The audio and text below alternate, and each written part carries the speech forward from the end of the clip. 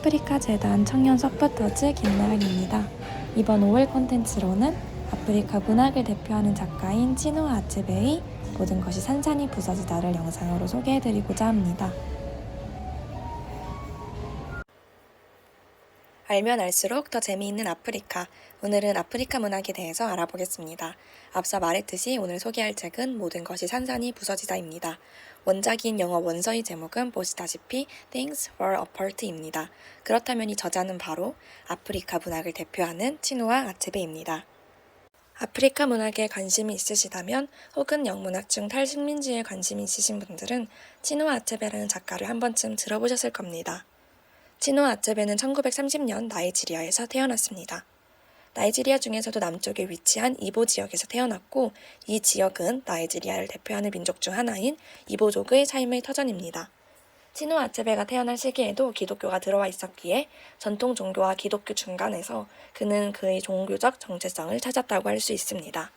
이보족, 기독교, 바로 이 두 가지 요소에서 모든 것이 산산이 부서지다의 스토리의 핵심이 나옵니다. 이 책은 이보족 이야기를 중심으로 아프리카 전통의 고유 가치와 외부로부터 유입된 기독교 간의 갈등을 주된 소재로 담아내고 있는 책이기 때문입니다. 치누아 아체베는 그 명성만큼이나 대단한 지식인입니다. 젊은 시절 언론인으로서 일했을 뿐만 아니라 어렸을 때부터 문학 영재로서 능력을 인정받으며 양질의 교육을 받았습니다. 소설가와 시인으로 대표작을 많이 내면서 미국 대학교에서 영어 영문학 및 아프리카학 교수로 일하였습니다. 말 그대로 아프리카를 대표하는 엘리트라고 할 수 있습니다. 그럼 인물과 사건 중심으로 아주 간단하게 줄거리를 소개해드리겠습니다. 책의 길이가 길지 않으니 꼭 직접 읽어보시는 것을 추천드립니다. 우무오피아 마을에는 오콩코라는 남자가 살고 있습니다. 오콩코라는 남자는 마을에서 게으름으로 인해 말년을 실패했다고 평가되는 아버지에 반해 자급자족으로 성공한 남자입니다. 오콩코는 실패에 대한 반감을 가지고 있어 나약함을 보이지 않고 매우 무뚝뚝하며 우발적인 성격을 가집니다. 이로 인해 아들처럼 여겼던 인질로 데려온 이케메 푸나를 직접 죽이기도 합니다. 어느 날 마을에서는 거대한 장례식이 열리게 되고 마을 사람들과 오콩코가 의식에 따라서 행사를 진행하는 중 오콩코가 실수로 총을 오발해 사람을 죽이게 됩니다.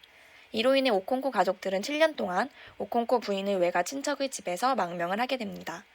오콩코가 7년 후 우모피아 마을에 돌아왔을 때는 많은 것이 변해 있었습니다. 서구 문명으로부터 선교사가 들어와 마을 사람들 간의 내부 분열을 야기하고 우모피아 마을의 전통을 파괴하고 있었습니다. 오콩코는 이에 반하여 여러 대항을 하지만 그의 아들 은워예를 비롯해 기존의 전통에 반감을 가지고 있거나 새로운 것을 원한 이들은 이러한 새로운 문명을 따라가고 있었습니다.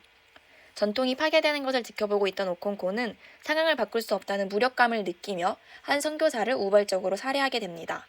그리고 그는 이가 불러올 후폭풍을 두려워하며 자살을 선택하고 이야기는 이렇게 끝이 나게 됩니다. 웅장한 사건도 긴 분량을 가진 책이 아님에도 불구하고 모든 것이 산산이 부서지다가 아프리카 문학의 대표작으로 등장할 수 있었던 이유는 무엇일까요? 그것은 바로 짧은 분량 안에 많은 것을 함축적으로 표현하며 다양한 시각에서 아프리카 민족 중 이보족의 모습을 표현했기 때문입니다. 모든 것이 산산이 부서지다에서 발견할 수 있는 치누아 아체베의 메시지 그리고 시사점을 5가지로 나누어 설명드리겠습니다. 첫 번째는 치누아 아체베가 이 책에서 솔직하면서도 담담하게 그려내고 있는 전통사회의 모습과 이의 고유한 가치입니다. 모든 것이 산산이 부서지다가 주목을 받기 전까지 많은 문학 작품에서는 아프리카 사회의 모습을 외부적인 시각에서 표현했습니다. 이로 인해서 아프리카는 타자화되고 아프리카에 대한 편견은 고질적인 문제로 변할 수밖에 없었습니다. 하지만 이 소설에서 치누아 아체베가 표현하는 이보족의 모습은 다른 문화의 독자들에게 신선할 정도로 구체적이고 새로운 모습입니다. 얌을 재배하기 위해서 일정한 패턴으로 일을 하는 사람들, 전통 의식을 치르기 위해 준비하는 음식과 행동들, 열매를 먹고 야자수를 마시며 일상을 즐기는 사람들의 모습 등 말 그대로 사람 사는 모습이 담겨 있습니다. 우리가 아는 아프리카 민족의 모습은 서구에 의해 만들어진 야만적이고 미개한 모습에 불과했습니다.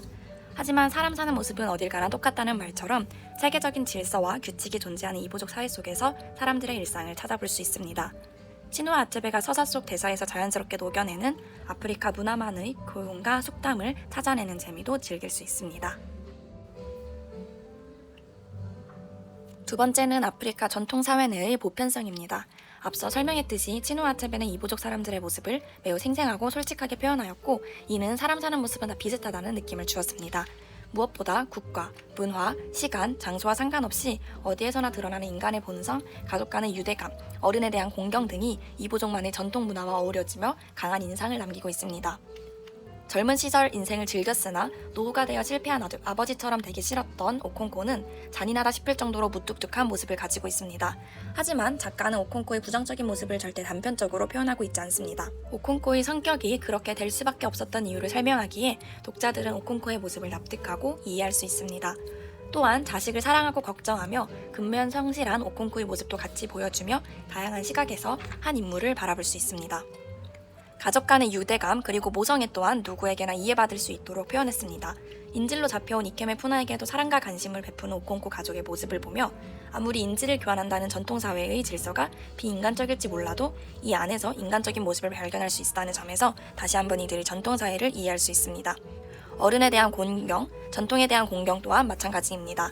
서구 사회가 자신의 인생을 의미있게 만들기 위해서 신앙을 믿는 것과 마찬가지로 이보족 사람들 또한 그들의 삶의 전부인 농사를 성공하기 위해서 대지의 여신들에게 기도합니다. 자연에 의해 좌지우지 될 수밖에 없는 농사 환경이기에 대지의 여신의 존재 여부와는 무관하게 그녀를 진심으로 믿고 제사를 치르는 것이죠.